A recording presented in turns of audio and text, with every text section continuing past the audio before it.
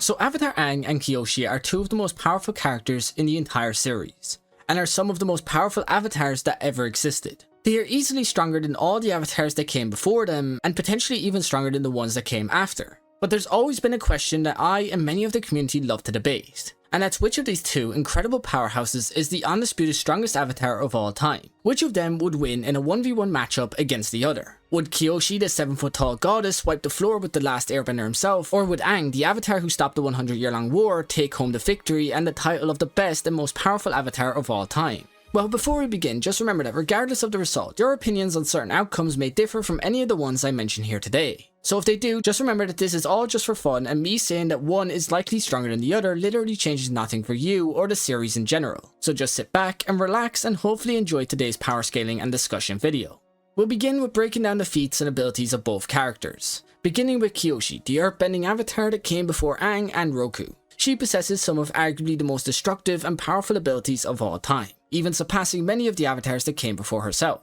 At an early age, Kyoshi was also restricted by her overwhelming power. Being only able to earthbend massive boulders, she was completely incapable of moving small stones and rocks. And even before she knew of her avatar identity, she was capable of lifting massive boulders from the bottom of the ocean floor to the surface level. She is steadfast in her belief that justice must be upheld no matter what that entails. Meaning if the need arises, she would indeed take someone's life to maintain the balance within the world. Something Avatar Aang and his air nomad upbringing could never imagine doing. Kyoshi is most notably known for defeating and killing Shin the Conqueror, separating an entire island and its people into an island known as Kyoshi Island. This island would eventually become a home for incredibly strong female warriors who are trained in Kyoshi's very own fighting style. She is also the founder and creator of the elite earthbending force known as the Dai Li, a force that was created to protect and maintain law inside the earthbending capital Ba Sing Se, although they later became controlled by the Fire Nation when Asula formed a coup in the Earth Kingdom capital and took them over for herself. She is also known as the longest living avatar of all time, using some ancient, never directly explained earthbending ability to manipulate her internal organs so as to allow her the ability to live far beyond her years. She is said to have been around 230 years old at the time of her death, meaning aside from being the oldest known avatar, she is also by far the most experienced. And aside from her ability to bend all 4 elements, Kyoshi is also most notably known for her subbending ability to bend lava. But many have also speculated that over her many years, she may have came across and learned all the other subbending styles, such as lightning, blood, and metal bending. But this has never directly been confirmed in the series or in any of the Kyoshi novels, so with the lack of confirmation, we're not going to use it in the power scaling of Avatar Kyoshi. Oh, and many also believe that she can glass bend, but again, that has never been confirmed in the series, so we won't be discussing that in the end result of today's video. Moving on, Kyoshi is also stated to have been 7 feet tall and incredibly strong in non-bending fighting techniques, even going so far as to craft her own style of martial arts that she would later pass down to the Kyoshi warriors that live on Kyoshi Island. She is most definitely an incredible powerhouse and only the first of the 2 that we'll be discussing here today. Moving on, we have the most beloved cartoon powerhouse to ever exist, Avatar Aang. Aang and his many abilities and feats need no explanation, but for the sake of today's video, I'm going to explain each of them to you. In the beginning, Aang was a prodigy in all things airbending, even becoming the youngest airbending master of all time at the age of only 12, though this feat did get surpassed many years later by his own granddaughter Genoa at the age of 11.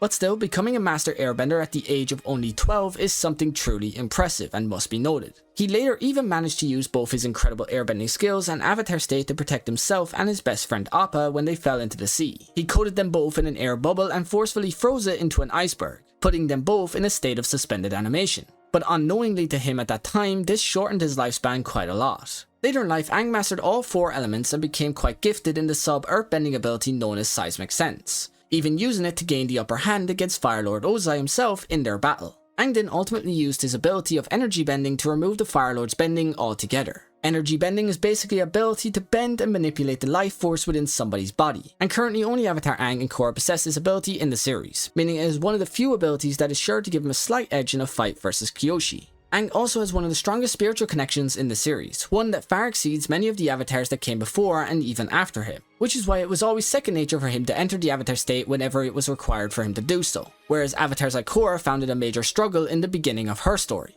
Aang's also the most agile and elusive character in the series to date, being near unhittable in combat. His speed and agility is sure to provide an incredible advantage in his fight versus the immensely powerful and strong Avatar Kyoshi. Like in my opinion, at the end of the day, this fight is ultimately going to be decided by which is truly better: speed, agility and elusiveness, or strength, raw power and aggression. But before we finally dive into their battle, there is one last thing for us to discuss in terms of their abilities, and that of course is the avatar state itself. Now, one of the biggest things that many bring up when debating Aang versus Kyoshi is the fact that when an avatar enters the avatar state, they gain all the past knowledge and skills of the past users. So many use this to claim that because Aang would theoretically possess all of hers and Roku's skills and knowledge, then he'd basically have the upper hand in a fight versus Kyoshi. Because according to them, and I quote, he would know exactly what she plans to do before she does it. Now this is totally absurd for many reasons. For example, many fighters spend their entire lives training under one master only, learning everything from his skills to his weird in-house habits. The student can essentially make the claim that he knows absolutely everything about his master, and being the younger of the two and possessing such knowledge, you could say that he'd have the advantage in battle against the master, right? Wrong. As anyone who's been in a lot of fights would tell you, no two fights are ever exactly the same, even if you are against the exact same person in both of them.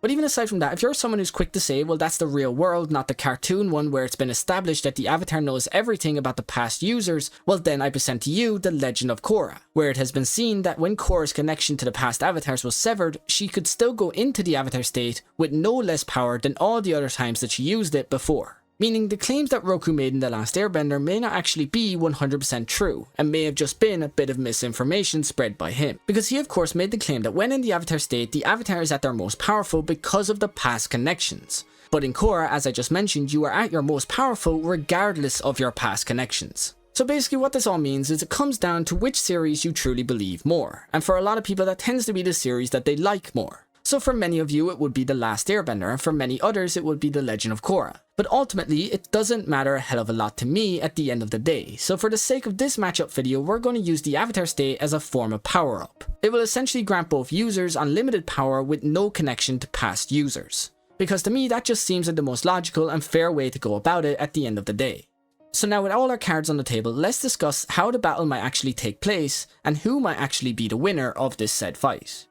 In the beginning, Aang would likely use his airbending to evade and disorient Kyoshi in combat, attempting to find a non-lethal way to subdue her and remove her bending altogether, just like he did Ozai. Kyoshi at this very moment would also be unleashing large lethal earthbending attacks while also creating barriers to block against Aang's counterattacks. Eventually using her earthbending, she would likely disrupt Aang's footing and limit his mobility. At this point, Aang would likely be the first to enter the avatar state to give him the edge over Kyoshi. He would start by unleashing devastating powerful attacks against the female avatar, who at this point with her back against the wall will likely enter the avatar state herself. Now with the two being on seemingly equal ground, the battle would likely go back and forth for quite some time, before eventually given Kyoshi's relentless pursuit for victory and given her lethal efficiency in combat, Aang would likely be overwhelmed and she would use her earthbending to immobilize him, potentially delivering a fatal blow if that should be necessary. So in conclusion, Kyoshi wins. She is just far more powerful, relentless, and likely to claim victory when she has it in her grasp. Whereas Aang is likely to hesitate and try to remove her bending, which may actually cause him to lose the fight in the end.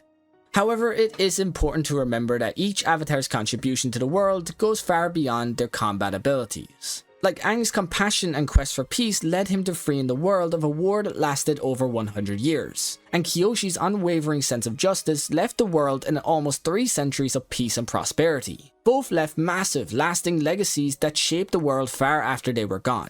So regardless of the result here today, just remember why we love discussing Avatar in the first place. It isn't because Aang's some powerhouse that is undefeatable, or because the series is filled with insane fight scenes that just get better as the series goes on. It's ultimately because each and every character is filled with their own lessons and individual stories that each of us can resonate with. Like I'm sure there's somebody out there that finds Cabbage Man the most relatable character in the series. Because honestly, I have found on my unluckiest days that I do relate just a bit to that poor bastard. But now, as always, I hope you enjoyed and leave a like on this video. Subscribe for more Avatar content in the future, and have a great rest of your day or night wherever you are. Peace.